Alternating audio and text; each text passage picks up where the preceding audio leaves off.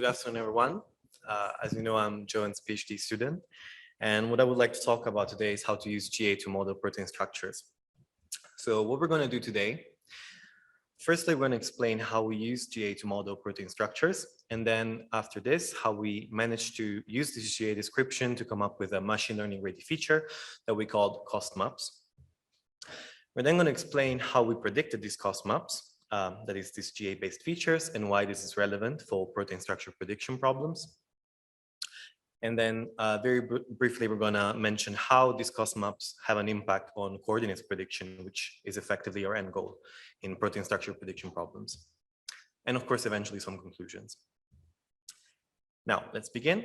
Probably some of you already know what protein structure prediction is, but the idea the pipeline can be simplified as follows. Now, we have a sequence of amino acids, a string of amino acids, which is commonly known as the primary structure of a protein. So you can think of the amino acids as the building block of the protein. Out of these amino acids, you can extract a bunch of features that usually mirror some biochemical components of the protein, for example, the distance between amino acids or the entropy, the surface potential, several of them. The idea is then to use these features as the input of several deep learning modules. You would usually have more than one, as it is a quite complex problem. And eventually the output would be the protein coordinates. Basically what determines the 3D folding and is also known as the tertiary structure of the protein. Now, why this is so important, why people have been paying a lot of attention to protein structure prediction is the fact that structure implies functionality. Now, this means that if we know the 3D structure of a protein, this also tells us something about how the protein will behave, for example, in a human body, or it will interact with other molecules. So it's very desirable. And you can imagine this, of course, has an impact in several fields. If you think, for example, of drug design, well, this is particularly relevant. In addition, doing this computationally saves a lot of time and costs compared to doing this experimentally. That's why a lot of people have been moving on to deep learning for this.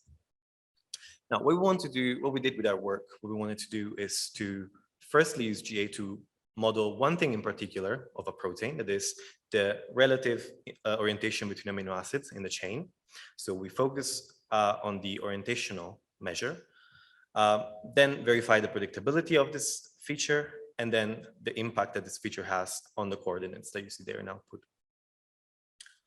So let's go into a bit more detail about how we proceeded with this modeling. Now, what you see in the figure is a typical protein backbone, and you can think of the backbone of a protein as the skeleton, and it's what determines its folding eventually.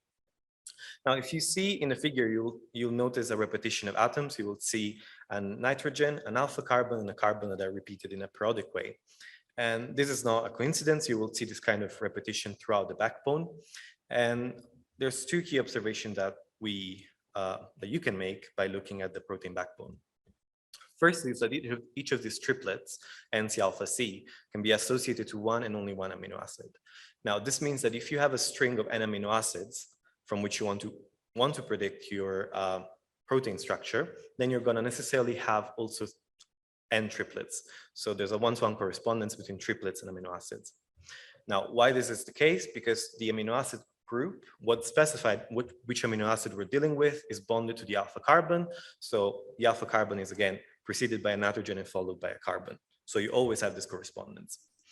And also from geometry, you know that from 3 points we can build a plane. So we can construct, we can basically visualize the protein backbone as a collection of planes.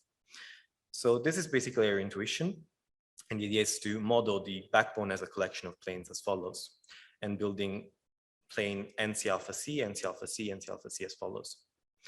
Now, it came almost as an intuition, the idea of trying to then measure try to interpolate the rotor between pairs of planes. That is eventually, of course, rotors between pairs of amino acids. So we call rotor Rij the rotor that rotates and translates plane pi I into plane pi j. How did we do this? This can be done quite simply with CGA. So if you know the coordinates of your atoms, and that's the case if you have access to the several databases, for example, the PDB database as coordinates of protein chains. You can then evaluate the corresponding CGA coordinates. So you can associate coordinates A, B, C to the atoms in the triplet, and then build plane pi I associated to amino acid I as A, wedge B, wedge C, wedge N infinity. Then following the work of Lassen et al. In 2019, it's also possible to interpolate rotor between planes once you know the expression for these two planes, in which psi is a parameter depending on, again, pi I and pi j. So, so far so good. We managed to obtain a rotor description of the orientation between amino acids to build a feature that can be processed by machine learning architecture. What we wanted to do is to move from a rotor description to a scalar description. Now, the way in which we did this is to employ a cost function that was initially formulated by a master student at the University of Cambridge, but there are several ways of doing this. There are several ways of obtaining a scalar measure, and this is what we tested and worked nicely for what we wanted to do, but it's not the only way. Now, this cost function is defined as C of R, in which C of R corresponds to the scalar part of our parallel time geometric product with R twiddle parallel. And well, if you're interested, we have a slide explaining what our parallel means, but keep in mind that it contains both rotational and translational information about our rotor. Now, after this, after obtaining a scalar for each of the pairs of rotors Rij, what we can do is to build a cost map that is basically a matrix out of these scalars. So if we have, again, a string of n amino acids, we can build an n by n matrix that we call capital M, in which each of the entry will be the cost corresponding to the rotor that brings plane I to plane J. So the idea of cost maps is not necessarily, at least the idea of formulating, of arranging this information in matrix form is not new, because in protein structure prediction, especially distances or contacts between amino acids are matrix form. So it's something that somehow it's already there in the literature, but the idea is to do this with orientation that are, again, purely based on GA description of the protein chain. Now, let's see an example of cost maps. Now, this is a typical, how a typical cost map looks like. Now, as you can see, it's not just interesting to look at, it's not just beautiful in terms of, patterns visually, but it's also meaningful, as we've written down, because it's related to the patterns that you see are related to the secondary structure of a protein. Now, by secondary structure, we refer to the local folding of a protein. That is, if you look at the whole structure, you can basically see some shorter segments of the structures that have similar folding patterns. And usually you have three main types. You have helices, you have sheets, and you have twists or turns. Now, it's possible to see that some regions within the cost maps actually share very similar patterns in terms of distance between each other or intensity. For example, the red circles are similar. The patterns in the green circles are similar as well. Now, if we want to color code this map, that is, if we want to associate a color to each of the secondary structure in the chain, what we can do is to obtain a plot like this. And it's very, very easy to see some correspondences between the secondary structure, that is the color, and the patterns in the cost maps. So what you can see is that, for example, in red, we clearly have alpha helices, and in green, we have the beta sheets. And these patterns are actually common to, of course, all the proteins of,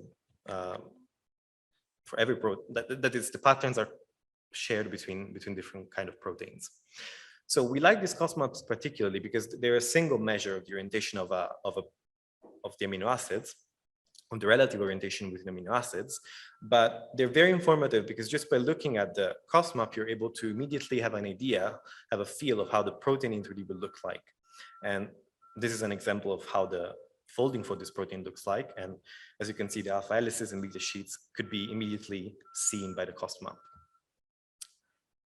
Now, we define this metric. What we want to do is to verify whether this metric is predictable. Now, why it's so important that once we obtain this, this description, they have to be predicted. Now, if you remember, what we want to do is to use these features to predict the coordinates. So you have to keep in mind that the coordinates are the end goal. So of our prediction pipeline, so they're not known in advance. And if you remember, the cost maps are obtained from the cost function, which is obtained from the rotor, which is obtained from the plane, which is derived from the coordinates. So, I mean, they're very nice, but if we don't have this kind of information of the coordinates, and if we're not able to predict this cost maps in other ways, then it would be useless for realistic protein structure prediction problems. So everything has to be derived from amino acid sequences or features extracted from them. So how did we proceed for predicting cost maps?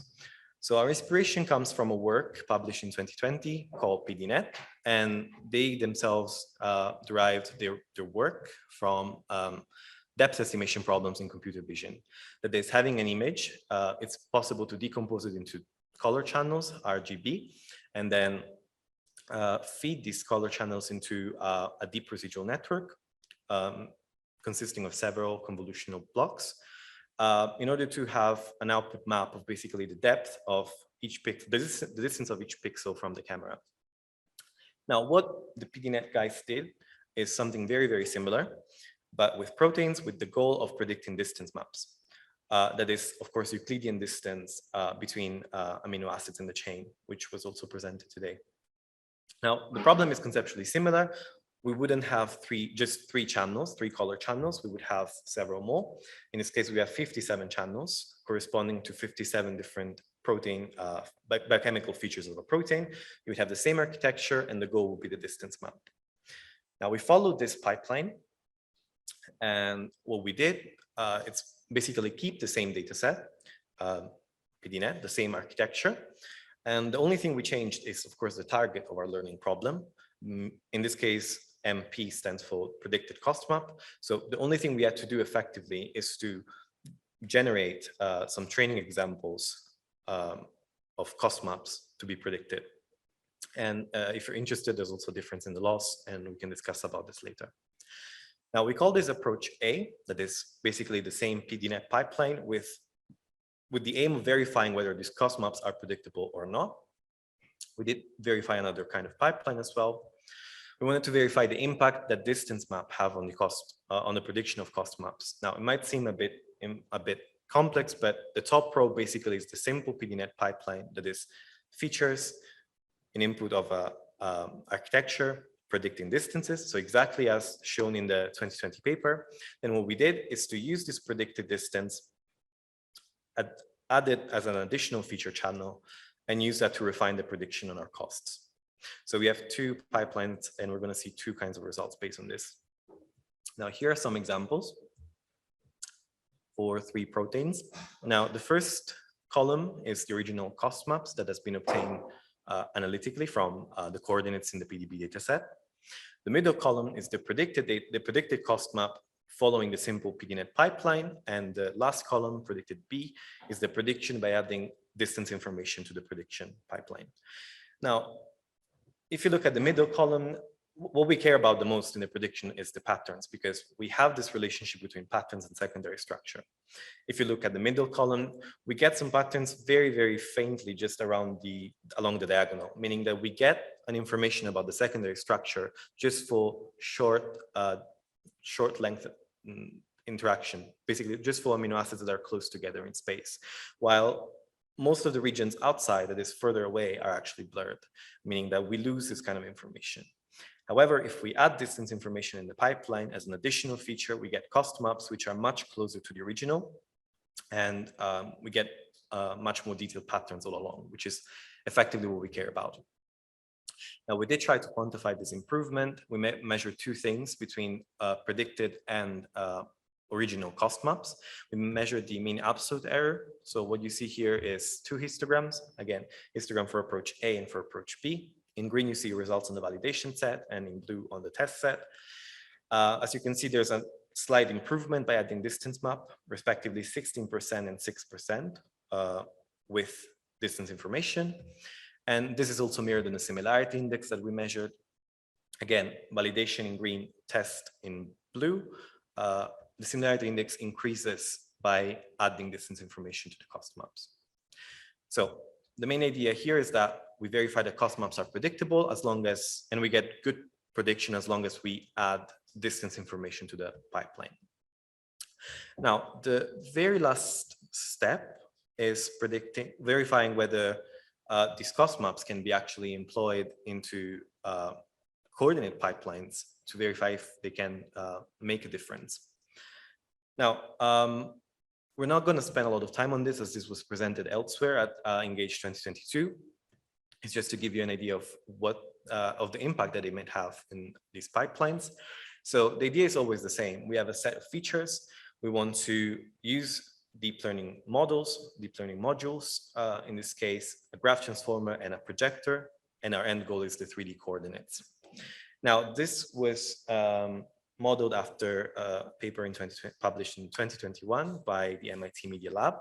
The idea here is that features are formulated are basically embedded into a graph representation of a protein.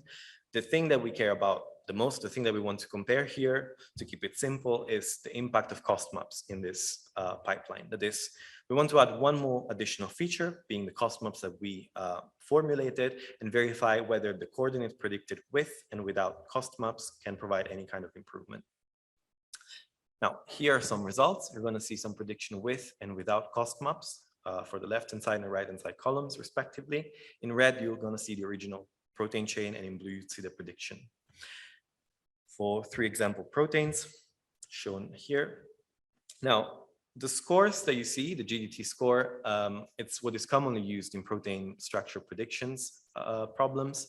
Now, we have details about this if you're interested, but it's basically a percentage. So 100% means that there's a perfect overlapping between the original structure and the prediction.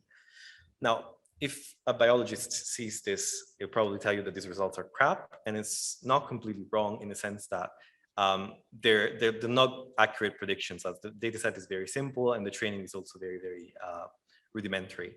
However, the main idea here, the main thing that we wanted to verify is whether adding cost maps to the prediction pipeline, that is, again, just one additional feature, we can get some kind of improvement in the structure. If we get something that is more believable. And looking at the GTT score, there's at least a factor of 3 improvement in our predictions just by adding this orientational information encoded as cost maps, which is what we're happy about. Now, if we were to build distance maps out of these, so if we had to measure distances after obtaining these coordinates, we also verified that the closeness, that adding cost maps allow us to formulate distance maps which are closer to the original ones for the left-hand side approach. So concluding, so we managed to employ geometric algebra to model protein structure in what we believe it's something that was not done before, at least taking advantage of the planar structure of the protein backbone. We then encoded this metric to obtain these cost maps. So these matrices with very interesting patterns, which are informative because they are closely related to the secondary structure of the proteins, but they're also predictable. And predictability is one of the fundamental requirements for all the features used in protein structure predictions in order to have a believable pipeline. And we very briefly showed also how these cost maps play a role in the coordinate prediction problems. And we've seen it on GDT scores, but again, the similar, it can be also shown on the mean absolute error and the similarity index evaluated over the distance maps from said coordinates. So concluding, we can claim that GA has the potential to be employed in prediction pipelines for protein structures that are not just effective in terms of like accuracy, but also believable. That is, they can be used in realistic scenarios. So this would be all for the presentation, and I'll be happy to answer any questions if you have any.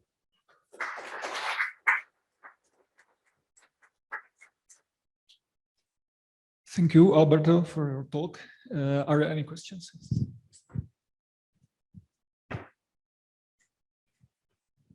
Hi, I'm Tristan Müller. Thank you for the presentation. As you've mentioned, it's a highly relevant problem, so it's good that people are working on it. I've been wondering, though, where does temperature come into play? Because I think proteins are extremely sensitive to temperature, and I haven't really seen that. Does it come in with the training set, or do you pre-select the training set at a given temperature? How do you take temperature into consideration? I think we got this question before. I don't think it's taken into account. You just assume that the structure is static, so you just have a rigid body effectively. So you don't.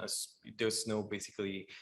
There's no consideration about possible dilations due to temperature or something like that, unless it's something that it's in the features. But I don't think it's present.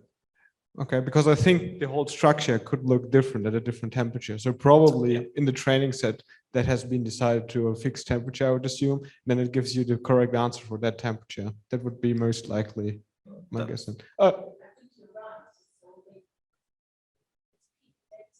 Yeah. PDB, yes. And it's also crystalline. Okay. It's not a nail, it's not real.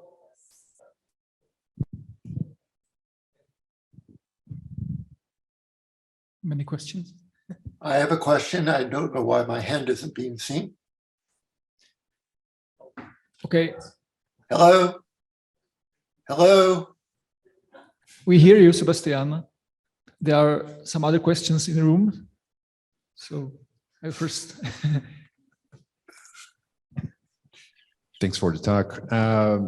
You said that you used the PSP pipeline from MIT, right?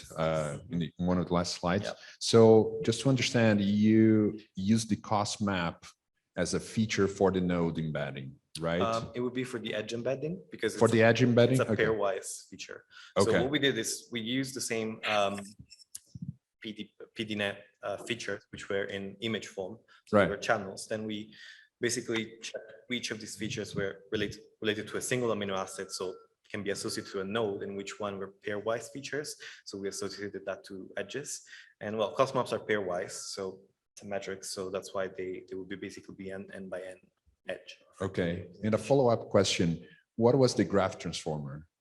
So the graph transformer good question is, again, Costa wrote that down. It's basically, it takes the idea of the attention modules used in transformers, but the input would be nodes and edges from a graph. So the idea is to use the attention module, but we didn't really go into details on.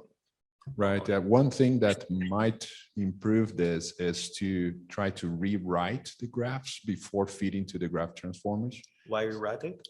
Rewrite it, Yeah, like because when you try to, for example, if you remove one of the nodes, you start to you try to find the essence of the graph, like what are the nodes that are the most important. So there are some techniques in this. I can actually show you. I've been working with graphs recently, and in terms of graph transformers, like there are some neural networks that, such as StreamNet. I don't know if you heard about this one. No. That could be very nice as well. Well, if you actually look at the paper, there's several things that can be improved. Okay. Yeah, starting from the training set, from the All right. Yeah, Thank you. Thank you for that. Still questions in the room? Am I able to ask a question yet? You'll be allowed to once the questions in the room are addressed. Okay, I wasn't following what was going on, but thank you. Nice talk. Could you compare your approach to the AlphaFold from Google? No, we cannot really compare. So, I think David opened the conference saying which problems can be solved only by GA. And I mean, there's so many groups that are already doing so much better without GA. The idea here is, since we cannot really compete with hundreds of scientists or computational power that is noticeable, the idea is trying to come up with smarter modeling choices rather than killing it with computational power. So our predictions are not necessarily great, but we believe our modeling is probably more intuitive, definitely more intuitive. So Sebastian, it's now. Tim. Okay, sorry. It's your turn. Thank you very much. Those who don't know very much about me, I would point out that my PhD was actually in protein biophysics, dating back a long time ago. But it does give me some perspective on what's going on here. With regard to the temperature question, some proteins actually denature when you cool them down. All proteins denature if you heat them up enough. But those that denature when you cool them down, they do that because entropy is important.